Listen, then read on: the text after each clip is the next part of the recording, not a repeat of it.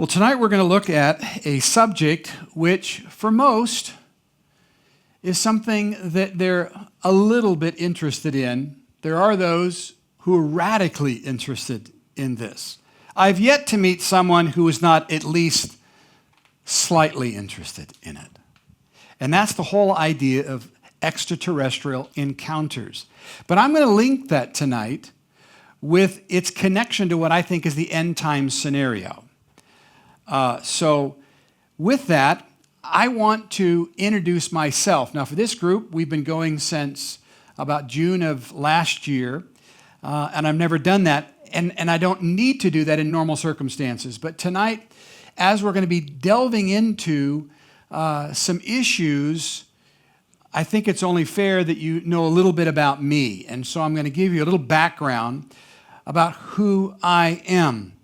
Number one, I have what's referred to as a bivocational background. My ministry background, I've been involved in Christian ministry for more than 45 years.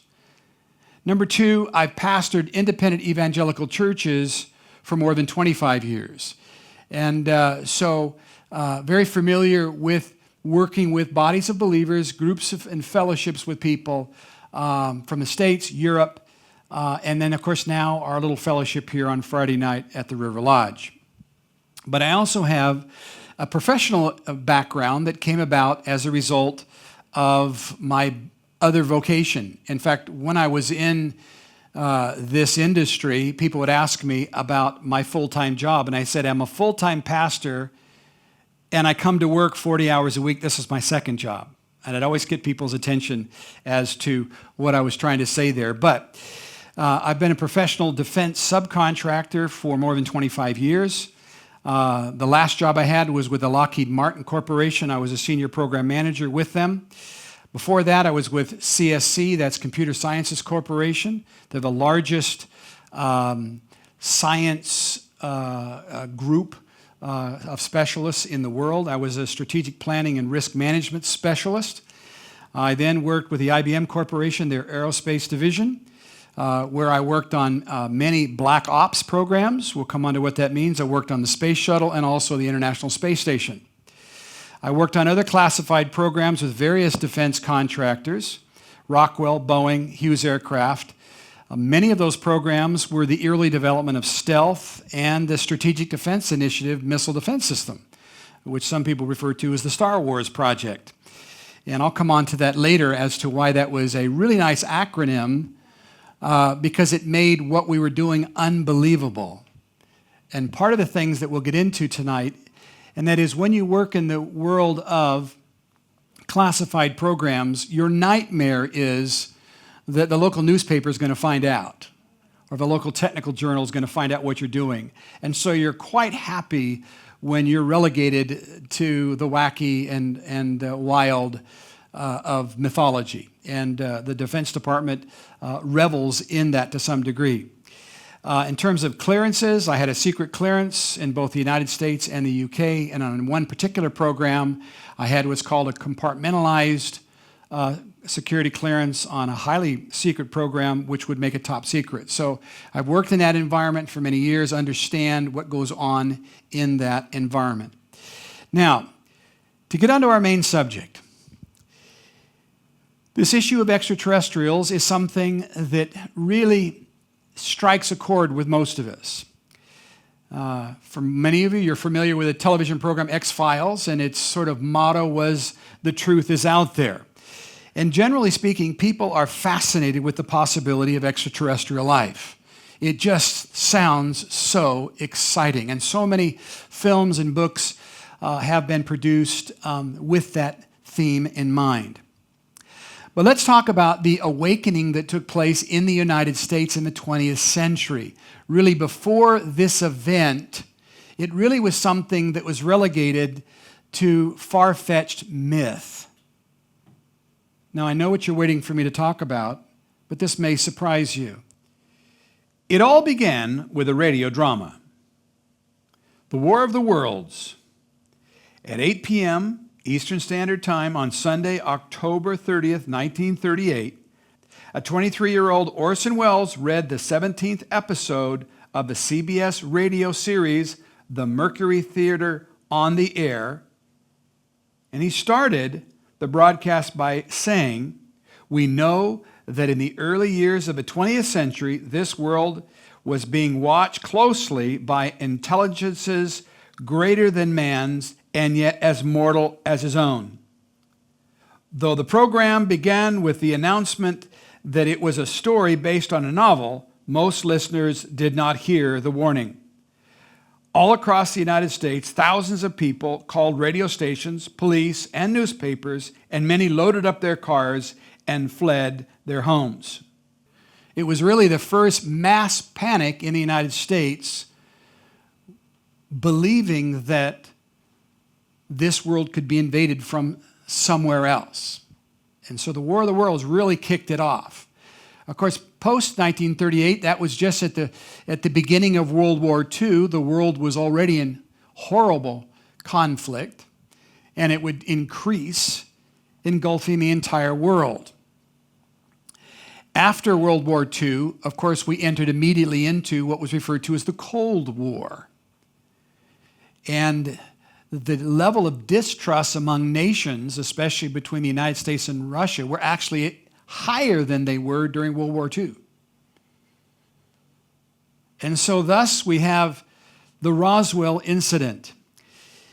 On July 4th, 1947, Roswell, New Mexico, Sheriff George Wilcox contacted Roswell Army Airfield regarding wreckage discovered on Mac Bresl's ranch.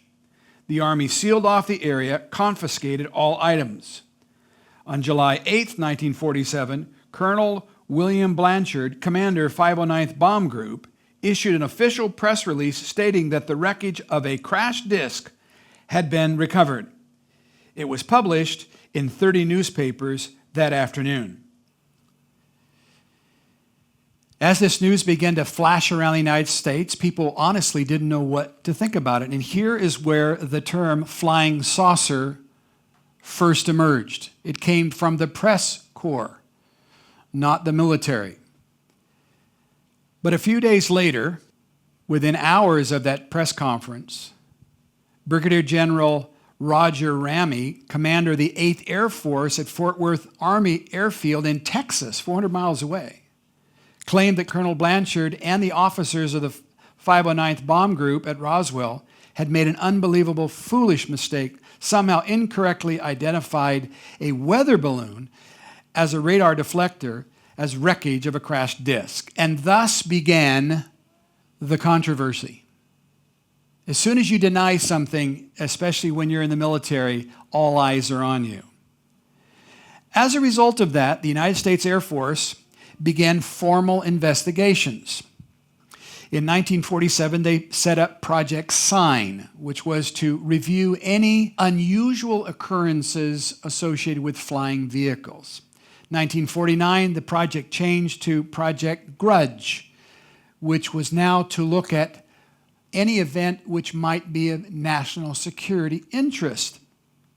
But then 1952 began the project which some of you, if you are UFO buffs, are familiar at least with the name, called Project Blue Book.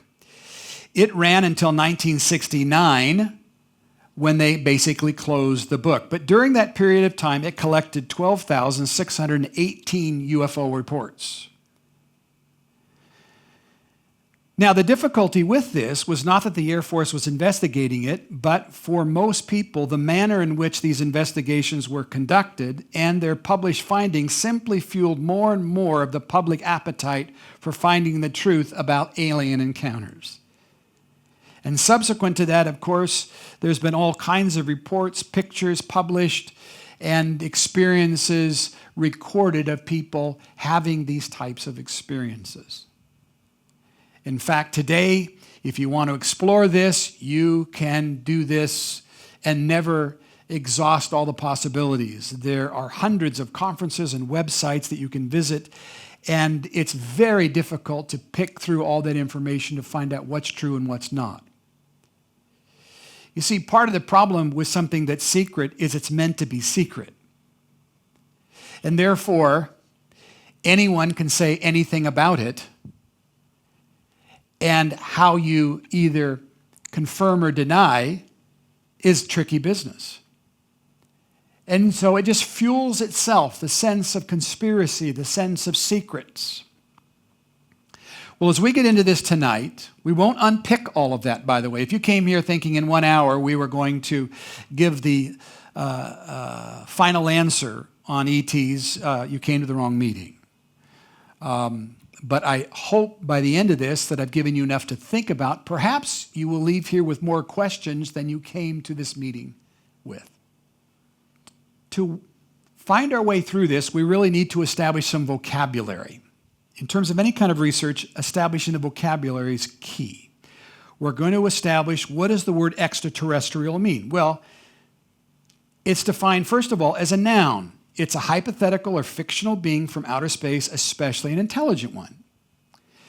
As an adjective, it's of or from an outside the earth or its atmosphere, extraterrestrial, outside of the earth or what we would consider normal on the earth.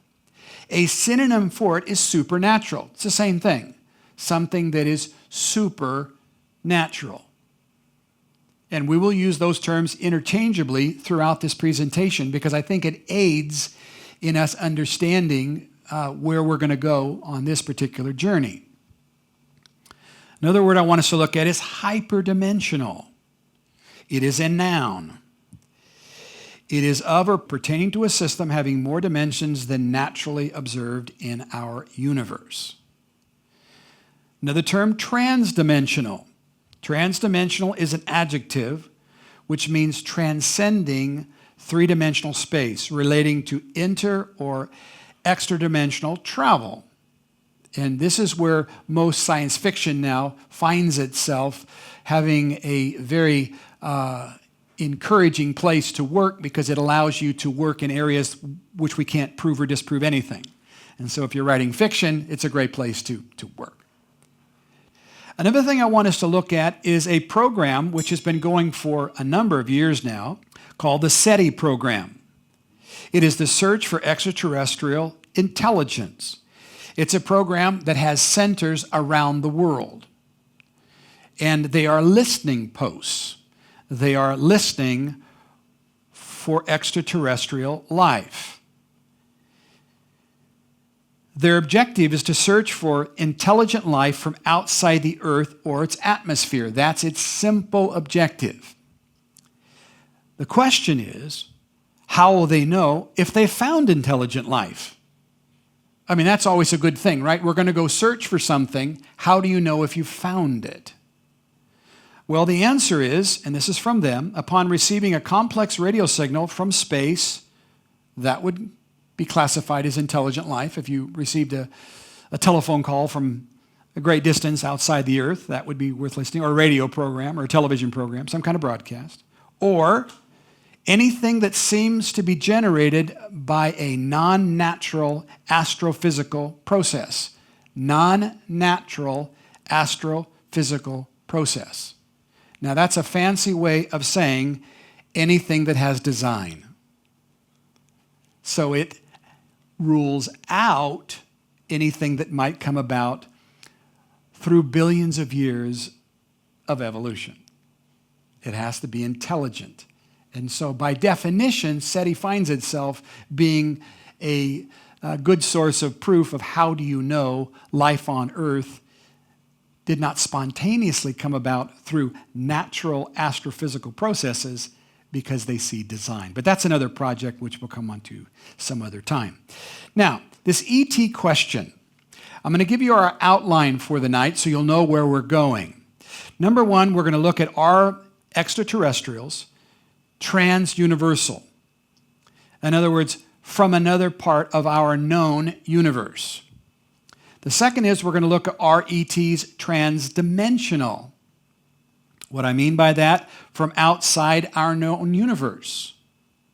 And number three, what does the Bible have to say about the earliest reports of ET contact with mankind? You'll be surprised to find that the Bible has lots to say about ET contacts with mankind. The capabilities of these ETs, and are there ETs in the end times scenario? And so That's going to be our agenda for this evening. First of all, we'll look at RET's transuniversal. When we deal with this, we're talking about something that is the first port of call for most people that believe in extraterrestrials, in the sense of people from another planet visiting here. This is the initial and predominant belief of most people.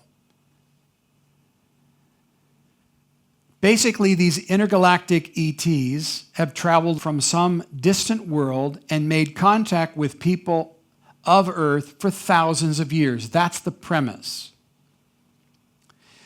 The problem is, it all comes down to scale and probability. If you attended a conference on ETs and there was a speaker on RET's transuniversal, most would dismiss that because of what I'm about to show you.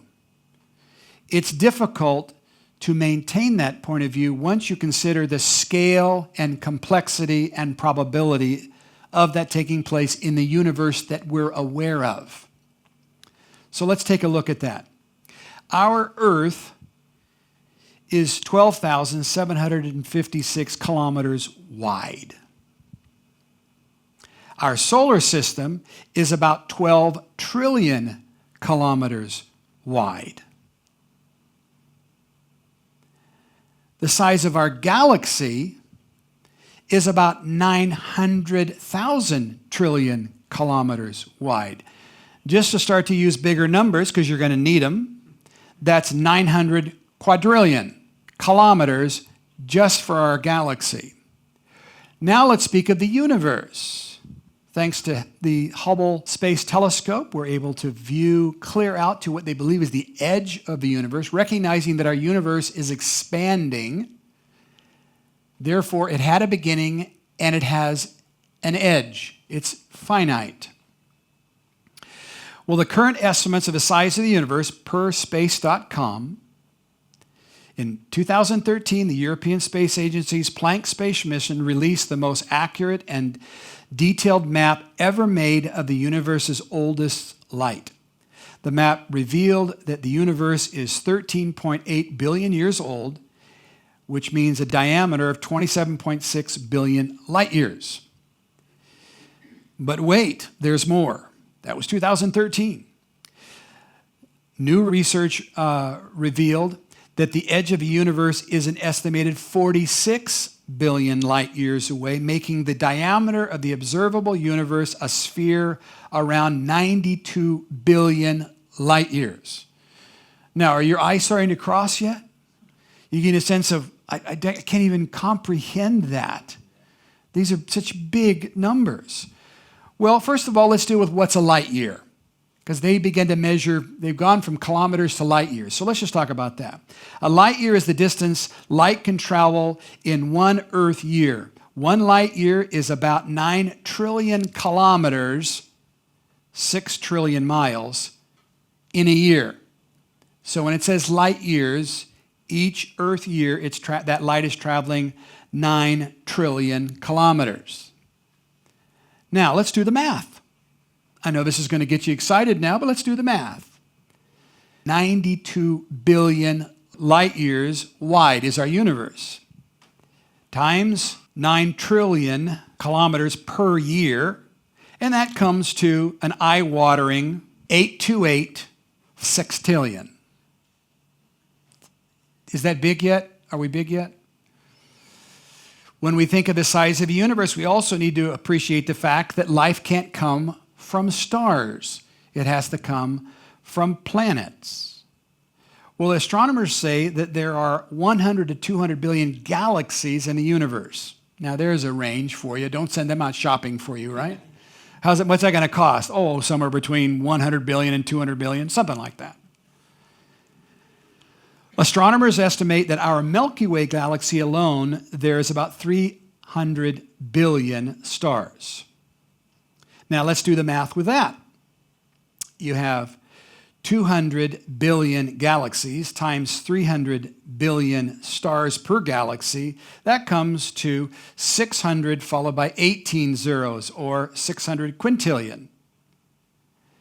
Now, most of those stars would be in a situation to where they could not support exoplanets, or planets as we know them.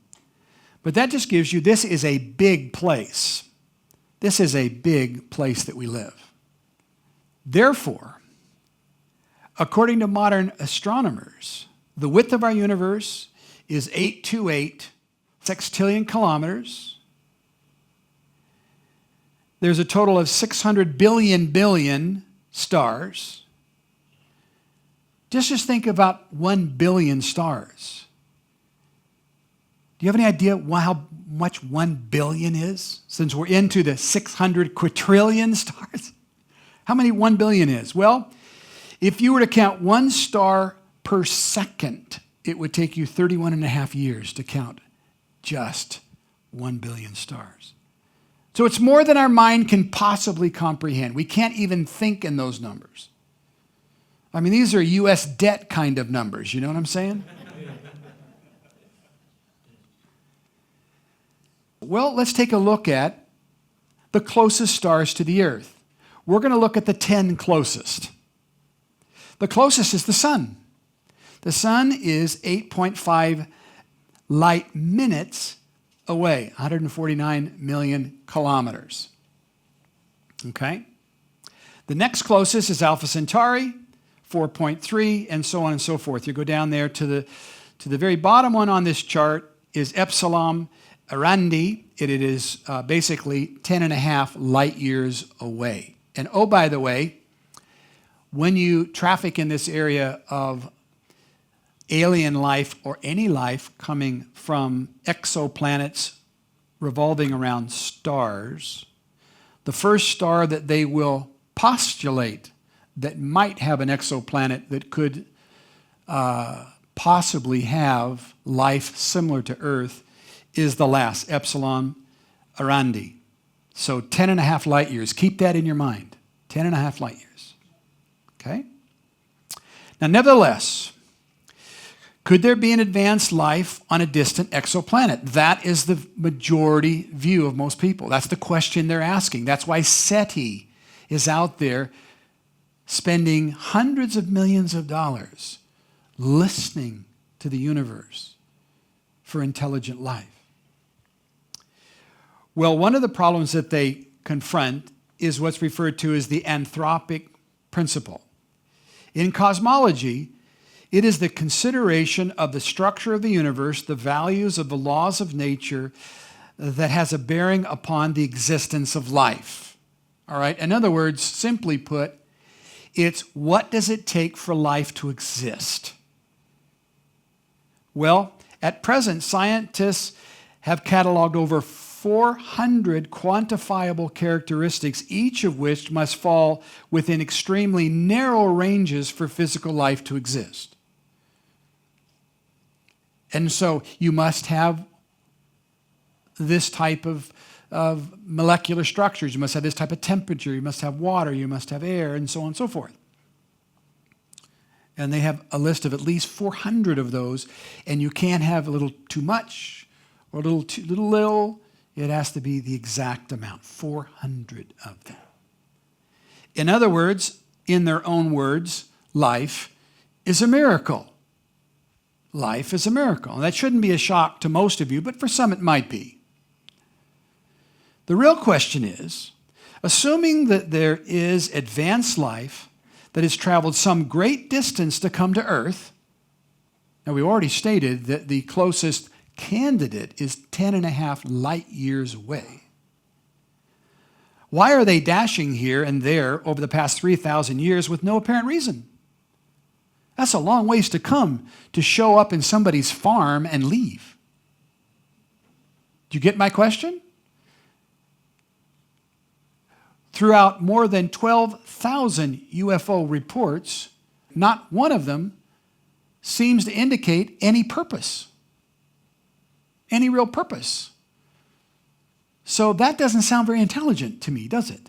Why would they come 10 and a half, if they came from the closest habitable exoplanet, 10 and a half light years traveling just to make a little splash and then leave? So we'll move on to the next. Are ETs transdimensional? Well, it was actually Einstein's revolution in the early 20th century that helped open up this door to discuss something other than trans-universal type ETs.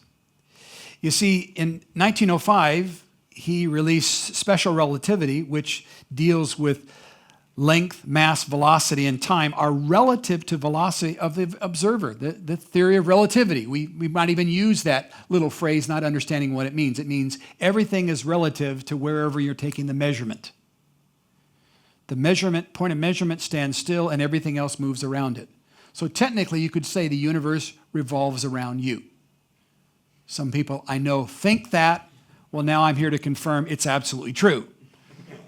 According to Einstein, and you can quote this, Einstein's theory of relativity, the universe revolves around me from my perspective, okay? Then in 1915, he has his general relativity, theory of general relativity, in which he speaks of hyperdimensions. He speaks of a four-dimensional continuum, and it's been confirmed 14 ways to the 19th decimal. And so it's a way of confirming that there is more than what we experience in our four-dimensional world. Three spatial, time being the fourth dimension. Another way to look at that is to look at the reach of man. Now this is Da Vinci's Diluvian Man. And if we look from man, in largeness, we're looking at the macrocosm. Here's the place of astronomy and astrophysics. It is finite. It only goes so far. We can measure it, or at least we believe we're able to measure it. And it had a beginning.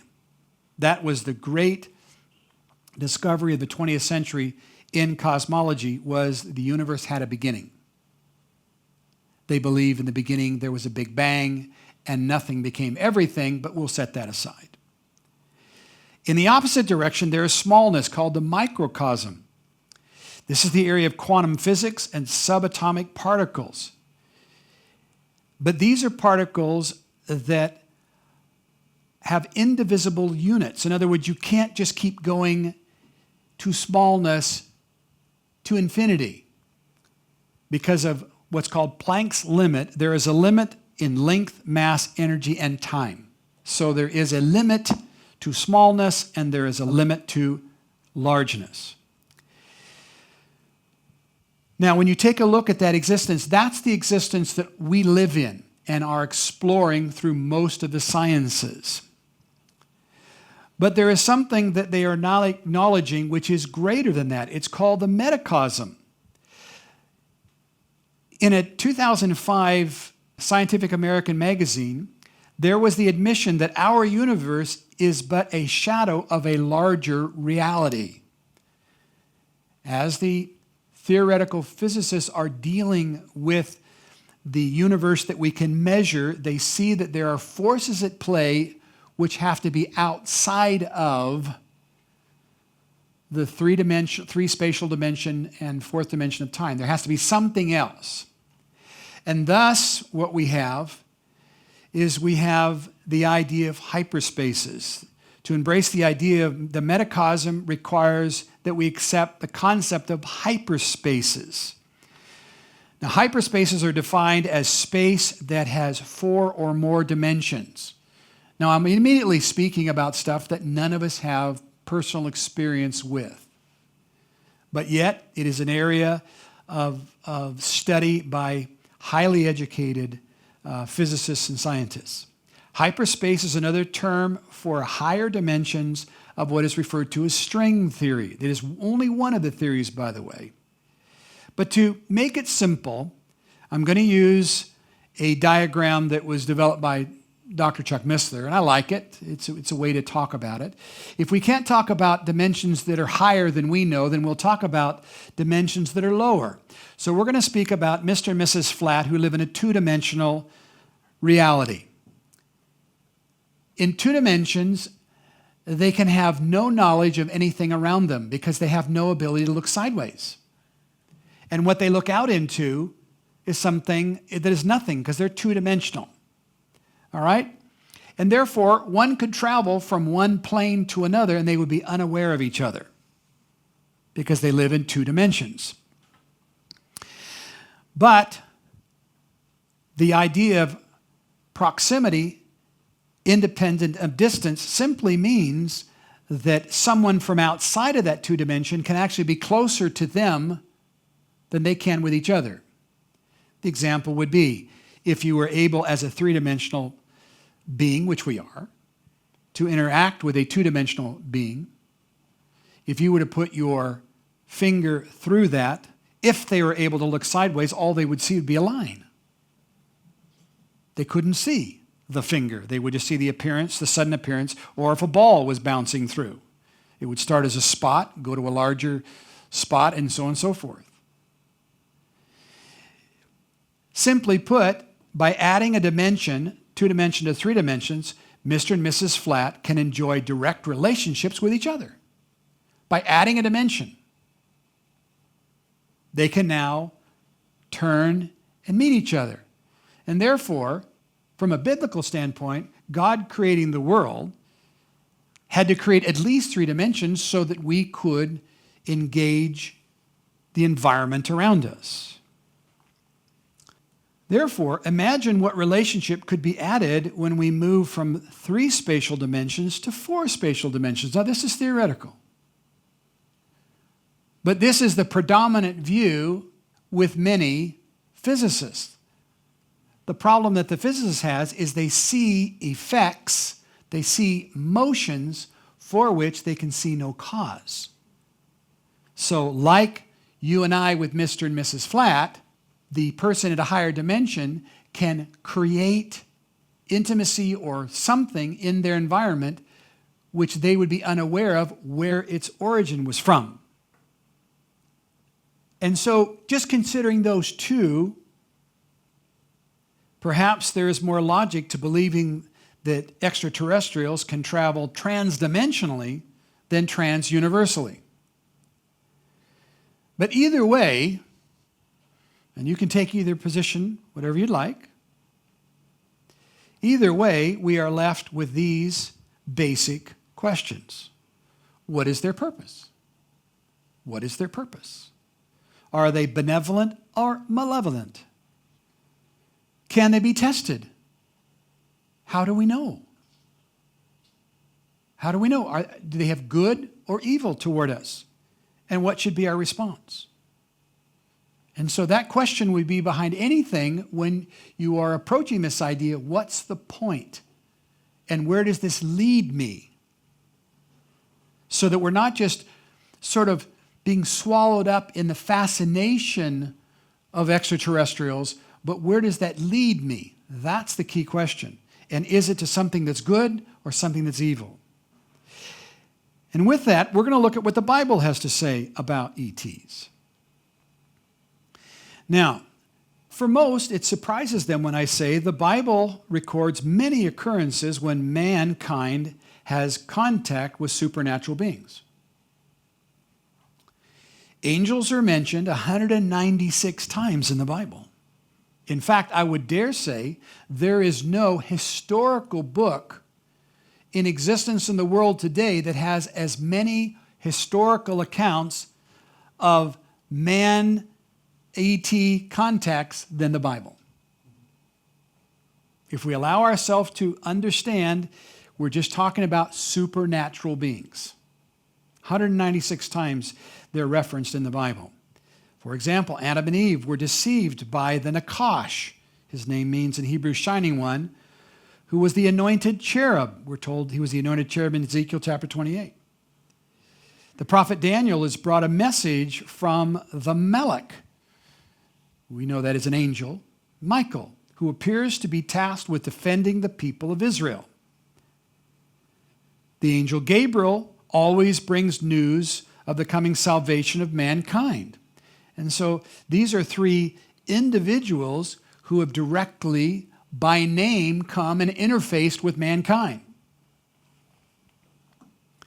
But there are many misconceptions about angels.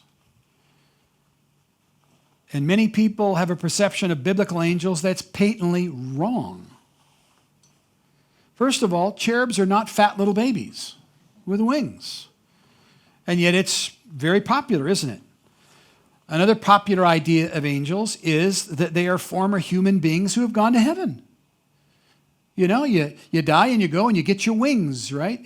Every time a bell rings, an angel gets his wings, you know. Others believe that they're basically these benevolent, kind guides for helpless children.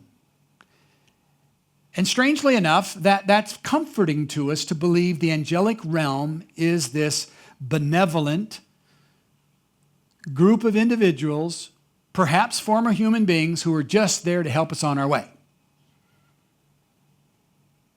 But let's see what Scripture has to say. The prophet Elijah is taken up from the earth, 2 Kings chapter 2. Then it happened as they continued on and talked that suddenly a chariot of fire appeared with horses of fire and separated the two of them, and Elijah went up in a whirlwind into heaven. And so he's walking along with his young protege Elijah, and this heavenly Uber shows up and whisks him away. In Isaiah chapter 6, we have his experience. He says, above it stood seraphim. Each one had 6 wings. With 2 he covered his face, with 2 he covered his feet, with 2 he flew. Ezekiel has an amazing, twice experience of seeing angelic beings, and he describes it this way. The appearance of the wheels and their workings was like the color of beryl, and all 4 had the same likeness, and the appearance of their workings was, as it were, wheel in the middle of a wheel. Also from within it came the likeness of 4 living creatures, and this was their appearance, that they had the likeness of a man. Each one had 4 faces, and each one had 4 wings. Their legs were straight, and the soles of their feet were like the soles of calves' feet, and they sparkled like the color of burnished bronze. The hands of the man were under their wings and on their 4 sides, and each of the 4 had faces and wings. And so, tremendous descriptions here. This doesn't sound like little fat babies with wings, does it? Doesn't sound like earthlings that have done a good deed and now have their angelic presence. In chapter 10, he goes with more detail as to the 4 faces. Each one had 4 faces. The first face was the face of a cherub. The second face was the face of a man. The third face was the face of a lion. The fourth face, the face of an eagle. So we have a creature with 4 faces. Of course, the place where we see more angelic exchange with mankind, of course, is in the whole book of Revelation. John has a tremendous amount of insight into these weird and wild creatures, not only those revolving around the throne of God, but interfacing with humans upon the earth. In fact, one of them that is most disturbing is found in Revelation chapter 9. This is during one of the judgment periods, and these are angels that are released from the bottomless pit. Now let's see how these are described. The shape of the locusts were like horses prepared for battle. On their heads were crowns of something like gold, and their faces were like the faces of men. They had hair like women's hair, and their teeth were like lions' teeth.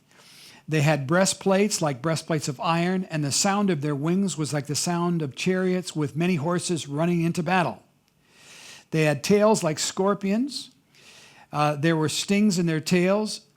Their power was to hurt men 5 months. And they had as king over them the angel of the bottomless pit, whose name in Hebrew is Abaddon, but in Greek, he has the name Apollyon. In Hebrew, the name Abaddon means destruction. In Greek, Apollyon means destroyer. So this guy, we're told by their name, is not benevolent. In fact, when you read this portion of Scripture, you realize these individuals come upon the earth. They're there for 5 months tormenting mankind. And mankind can do nothing about it. Now, the Bible tells us what these ETs can do. First of all, what they can't do. They cannot see the future. 1 Corinthians chapter 2, verses 7 and 8 make that clear. They do not know the future. Satan does not know the future. In fact, they can only know what they are told, hear, and see. If you have contact with a malevolent angel, the knowledge that they have will be knowledge they've gained over the lifespan of man upon earth.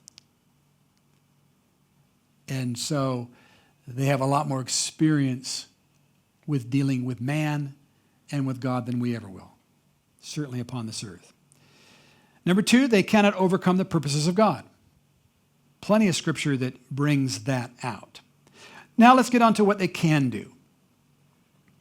Well, 3 angels ate a meal with Abraham. Why is that significant? They're not just simply spiritual auras, they're real beings.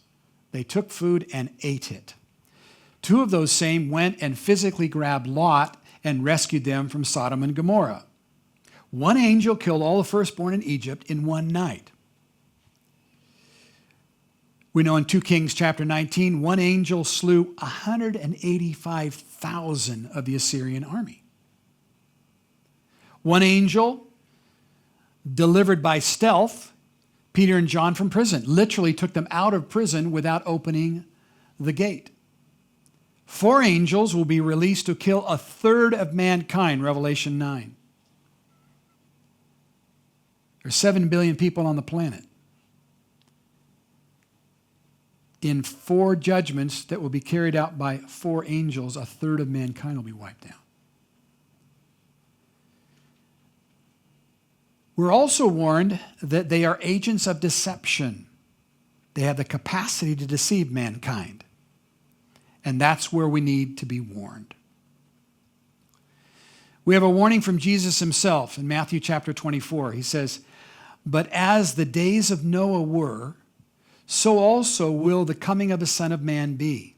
For as the days before the flood, they were eating and drinking, marrying and giving and marrying, until the day that Noah entered the ark, and did not know until the flood came and took them all away, so also will the coming of the Son of Man be." He says the sign of the end times, the sign of the return of Jesus Christ, the beginning of the end time scenario will be as the days of Noah. Well, let's speak about the days of Noah. We turn to Genesis chapter 6. And there we read, "Now it came to pass when men began to multiply on the face of the earth, and daughters were born to them, that the sons of God saw the daughters of men, that they were beautiful, and took wives for themselves of all who they chose." Now the term there, sons of God, is a term that in the Hebrew is ben, which means son, ha-Elohim, which means a creation of God. Daughters of men is Benoth Adam, daughters of Adam. These are the offspring of Adam, the first man created by God. So the text tells us that there's something strange going on here. Now, there's quite a bit of debate if you get into this in Genesis chapter 6 as to the debate over this term, sons of God. And so there's 2 views, and I'll give them to you quickly. There's the angel view, which simply says Ben Ha Elohim means a direct creation of God, aka angels or Adam. You and I are not direct creations of God. We are the offspring ultimately of Adam. The Benoth Adam means the daughters of the lineage of Adam. The Sethite view is the belief the 3rd son of Noah intermarried with the offsprings of Cain. So they would translate Ben Ha Elohim, meaning the offspring of Seth.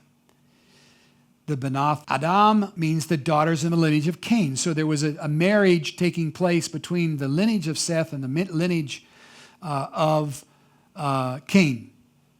Well, the problem, of course, you have with this is that Seth is not God. They're using a term for Seth which is not appropriate to assign to him. But we won't get into that debate any further here. You can debate that offline somewhere else. Continuing. And the Lord said, my spirit shall not strive with man forever, for he indeed is flesh, yet his days shall be 120 years. Now, what is being declared here by God is that because the world is becoming corrupt as a result of this incursion of the creations of God interfering with the human population, God declares that in 120 years, judgment is going to come upon the earth. And so if you count the genealogy, you know that the flood took place 1,656 years after the creation of Adam. We won't get into that right now, but the important thing to see here is God never sends judgment without warning first. So he warned the entire world through Noah. For 120 years, he preached and built the ark that judgment was coming. So let's go back now. Verse 4, there were giants on the earth in those days, and also afterwards, when the sons of God came into the daughters of men, they bore them children. Those were the mighty men who were of old, men of renown. The term here, giants, in Hebrew is the word Nephilim. Nephilim. It means fallen one. In Hebrew, every name has a meaning. They're not just phonetic calling cards. They all have meanings. And it's an interesting study as you go through, especially the Old Testament, to translate the names. You'll get a lot of meaning from doing that. Now, when it was translated, the Old Testament into Greek, the Greek term was gigantus, and therefore we get the English word giants. I would feel much better if they would just allow the Hebrew word to be there as Nephilim, but I didn't translate the Bible, so I didn't have a vote. Now notice they bore children to them, all right? So there's a procreative act taking place here. And as a result, they became the mighty ones, the Hab-Gimarim, the mighty ones. Now, the New Testament confirms this event in the book of Jude. There we read in verse 6, and the angels who did not keep their proper domain, notice that, but left their own abode, he has reserved an everlasting change under darkness for the judgment of that great day. As Sodom and Gomorrah and the cities all around them in similar manner, having given themselves over to sexual immorality and gone after strange flesh, are set forth as an example, suffering the vengeance of eternal fire. So in both the judgment of God upon the earth during the run-up to the flood and the same within Sodom and Gomorrah, there seems to be exchange between the angelic realm and mankind. When we consider the condition of the world, Jesus says it'll be like the time of Noah. Genesis 6 verse 5 tells us this, then the Lord saw that the wickedness of man was great in the earth, and that every intent of the thoughts of his heart was only evil continually. Skipping down to verse 11. The earth also was corrupt before God, and the earth was filled with violence. So God looked upon the earth, and indeed it was corrupt, for all flesh had corrupted their ways on the earth. That was the condition. But I want to go back to verse 4 because I want to point something out. Notice there are two time periods when these infiltrations take place. There were giants on the earth in those days, and also afterwards, after the flood, 2 times. And thus we enter into what I'm going to refer to as the days of the Nephilim. We have the days of Noah prior to the flood. Now we have the days of the Nephilim. Now, giants are familiar to us in the sense that they are prevalent in many ancient legends. The most famous, of course, are the Greek Titans. They're partly terrestrial, partly celestial. Now, there were 12 original Titans with 14 second-generation Titans. And for us, we're familiar with Poseidon or Prometheus or Helios or Atlas. These are all second generation, by the way. These are lesser Titans, but nonetheless, they are partly terrestrial, partly celestial. We also see, of course, from Mesopotamia, the flying god Asher. We have the Nubian goddess Isis. In India, we have, of course, 33 million gods there. I don't know if anyone's ever actually numbered them all, but the three main are Vishnu, Brahma, and Kali. And notice their depictions. They are not normal human beings. When you go to South America, of course, you have the Incan gods, the Mayan gods, the Aztec gods, and they're all represented very perhaps stylistically, but different than mankind. Now, the question when you study ancient religions is to simply ask this: are these ancient peoples expressing an exaggerated image of something imagined? In other words, they seem pretty amazing. People with wings, people with 6 arms. You see, in isolation, you say that's the result of myth and legend. And yet I just read in the Bible, angels with 6 wings, with 6 arms, angels with cloven hoof feet, so on and so forth, 4 faces.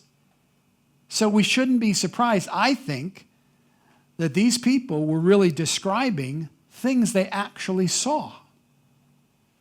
Now, I recognize that's a little bit crazy for most people. And you may leave this place tonight going, I can't believe you actually believe that stuff's true. Well, why shouldn't I? These were advanced civilizations. Why exaggerate something that had no part nor parcel in truth?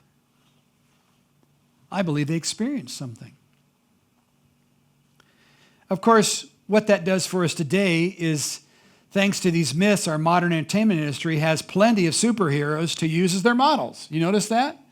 I mean, they have no end of Norse gods or Celtic gods or Aztec gods that show up. Why? Because they fit the role of the supernatural being. Here's an interesting statistic. Of the 30 highest grossing films of all time, this is as of the end of 2019,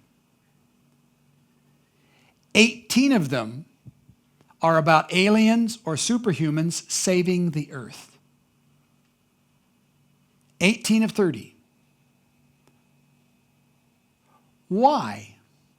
Because it's a predominant theme that people want to hear. Most people, to some degree or another, will agree that the world is out of control. It's gone mad. And therefore, there are those who, through superheroes of one kind or another, are waiting for mankind to be saved. And really, one standing back could say, we're a plum to be plucked. We're ripe for that. Most of our entertainment, most of our focus is desiring someone other than a human being to save us. And when you look demographically, the younger generation embraces that with more vehemence than their parents because they see no hope. Some of them believing the world will be extinct in 12 years because of this thing or that thing. But setting that aside, the idea of hoping for salvation, the world is in trouble. But the Bible addresses that too. The Apostle Paul writes to the Thessalonican church, 2 Thessalonians 2, and says, for the mystery of lawlessness is already at work. Remember the state of the world before the flood of Noah, before the judgment of Sodom and Gomorrah. It was full of lawlessness, violence. Only he who now restrains will do so until he is taken out of the way. And then the lawless one will be revealed, whom the Lord will consume with the breath of his mouth and destroy with the brightness of his coming. The coming of the lawless one is according to the working of Satan, with all power, signs, and lying wonders, and with all unrighteous deception among those who perish, because they did not receive the love of the truth, that they might be saved. And for this reason, God will send them strong delusion, that they should believe the lie, that they may be condemned who did not believe the truth, but had pleasure in unrighteousness. That's what the Bible predicts will take place. And the way it'll take place will be because a majority of the world will embrace false signs and wonders from supernatural beings. And they'll embrace it. The Bible already predicts it. And God will send a strong delusion to allow that to happen because they did not love the truth. In Matthew chapter 24, Jesus, speaking to his own disciples, says this: "For then there will be great tribulation, such has not been since the beginning of the world until this time, no, nor ever shall be. Unless those days be shortened, no flesh would be saved. For the elect's sake, those days will be shortened." You see, I'm one of those that believes the truth is out there. I believe it. I believe the truth is out there. But perhaps that truth is not where you might first imagine. You see, I believe the truth that's there for us to know what has been, what is, and will come is right here in the Bible. The answers are as clear as black and white.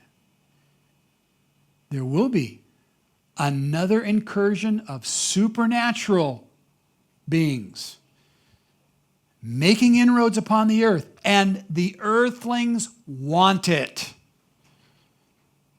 because they don't have a love for the truth of the gospel. Let's close with prayer. Father, I thank you for the time we've had this evening, Lord. I pray that you would just take your truth and bury it deep in our heart. Lord, give us understanding. Your word tells us if anyone lacks understanding, all we need to do is ask, and you give it to us liberally. So we ask in Jesus' name. Amen. Now, I want to add an addendum here. I didn't know where to put this in my presentation, but I want to add this addendum. All right? I want to talk about some secret programs. Post-World War II, the United States had many secret aircraft programs. The X-1 program began in 1944 by the U.S. Army Air Force. And on October 14th, 1947, the Bell X-1, piloted by U.S. Air Force Captain Chuck Yeager, roared across the clear skies of the Mojave Desert, breaking the sound barrier for the first time, 1947. It reached a speed of Mach 1.06 at an altitude of 45,000 feet. Now, that's important because most people believe that you could not fly above 40,000 feet. Normal aircraft could not fly at that height. All of this, of course, was highly classified, top secret. Remember now, July 4th, 1947 is when the Roswell Incident takes place. So during 1947, there was already lots of secret aircraft programs being developed. 3 years had passed before the Roswell Incident. Let me tell you about the Lockheed U-2 Program. Now, I wasn't around for this. I did work for Lockheed, and I did some research while I was there just to verify some of this stuff. First of all, the U-2 program was built for the CIA without the knowledge of the U.S. Air Force. At that time, during the Cold War, everyone was suspicious of everyone. The Army didn't speak with the Navy didn't speak with the Air Force. They were all afraid of Russian spies. So the CIA talked to no one. They wanted a plane with advanced optics flying above 70,000 feet. That's 21,300 meters. The initial design and manufacture was done at Lockheed's Skunk Works, their factory in Burbank, California. Test flights were in 1955. Its base in Nevada was the Nevada Test and Testing Range, better known as Area 51. So Lockheed was the first to set up their test site from the Skunk Works in Burbank, California, to the Nevada Testing Range. The CIA secret missions were flown from there to and from Area 51 without the knowledge of the U.S. Air Force. And what they would do is they would take their engineers and pilots, put them on an unmarked plane in Burbank. They would fly out in the morning. They would work all day. These pilots would get in U-2s. They would go out and perform spy efforts over the Soviet Union and fly back to Area 51, land the plane, get on their unmarked chartered aircraft in Nevada, fly back to Burbank, and as far as their wives knew, they were insurance salesmen. Or they went away on a business trip. It was highly classified. And the U-2 remained in service for 65 years, so into the 2000s. Area 51, what is it? Well, it happens to be Area 51 in an area that has lots of areas. It was built in the 1950s, and it was primarily a CIA spy plane development facility. The U-2 was built in 1955. It had a speed of Mach 0.56, maximum altitude 70,000 feet. In 1962, they test flew the A-12 Archangel, which was a single-seat aircraft that could travel Mach 3.1 at 80,000 feet. But by 1964, SR-71 Blackbird came along. It could travel at Mach 3.3. That's 3.3 times the speed of sound at 85,000 feet. Now, it's important that you recognize at this time the U.S. Air Force had no fighter aircraft who could approach anything near this. It's important that you understand that. And these missions were flown out of the Air Force Base there at Area 51. They would go in, fly out, fly over wherever. They would fly from Area 51 to Vietnam, fly over Russia and back. They had that kind of range. These are all Lockheed Martin projects.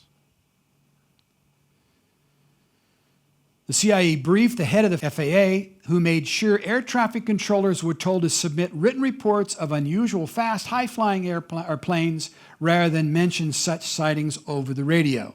So the CIA simply went to the FAA and says, your pilots may see something, just make a report and we'll take care of it for you. Nevertheless, many reports of UFOs were filed with the U.S. Air Force Project Blue Book. All news of crashes of any of these planes were controlled by the CIA.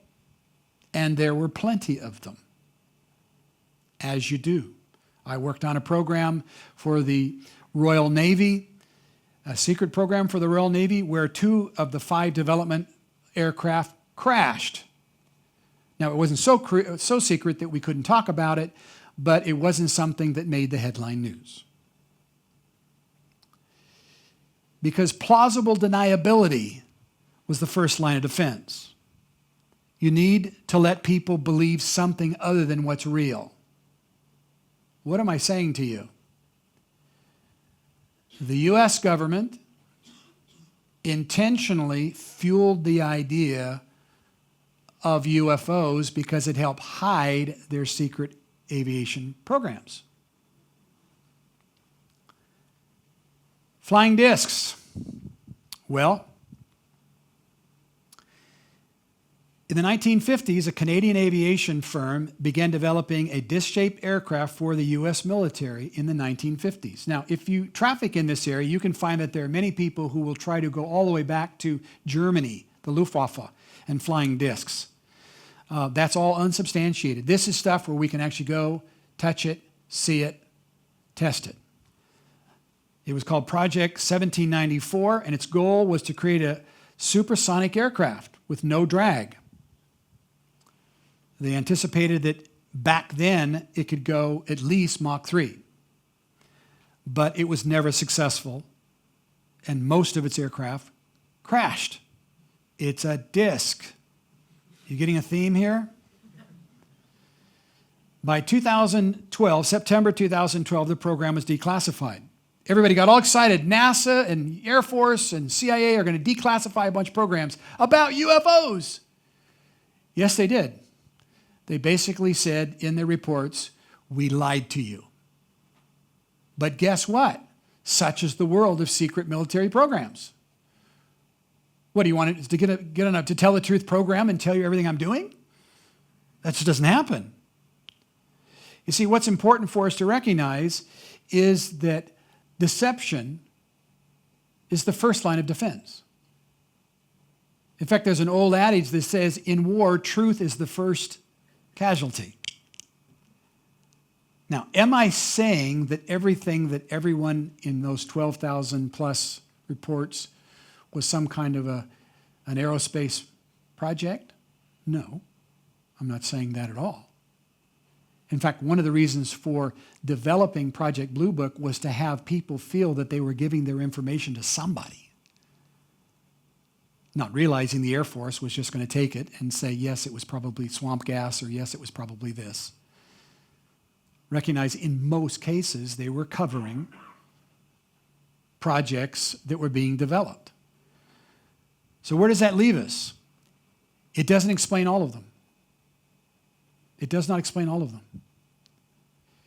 And I believe that if there was a way to go through and filter out the reports that were just a misunderstanding of a natural phenomena, there would still be those which aren't.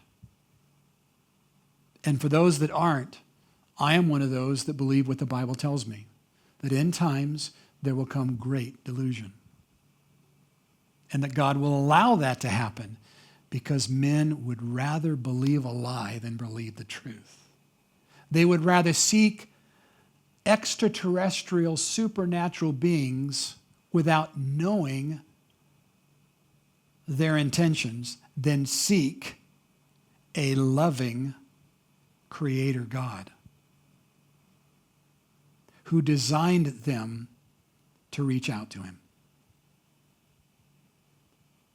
And therefore, God gives everyone an opportunity to have an extraterrestrial encounter, either with God Himself or ultimately with angels of darkness.